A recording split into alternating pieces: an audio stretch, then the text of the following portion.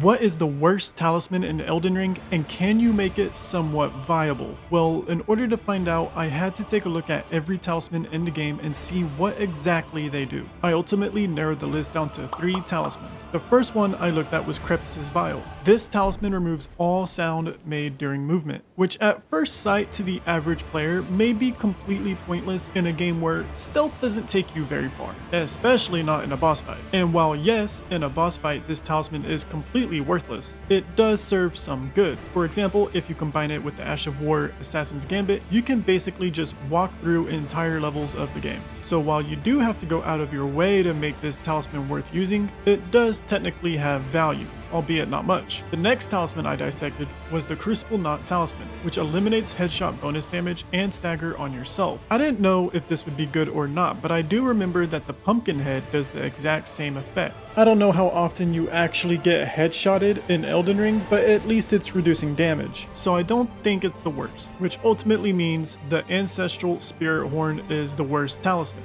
It restores 3 FP upon defeating enemies, which, just so you know, is not good. Like, in no situation, the open world, dungeon crawling, or in a boss fight, is this talisman ever going to be worth having on. What I don't understand is, why didn't they make it like its counterpart, Taker's Cameo, which does the exact same thing but for your health, except Taker's Cameo restores 3% of your health and an additional 30 points on top of that.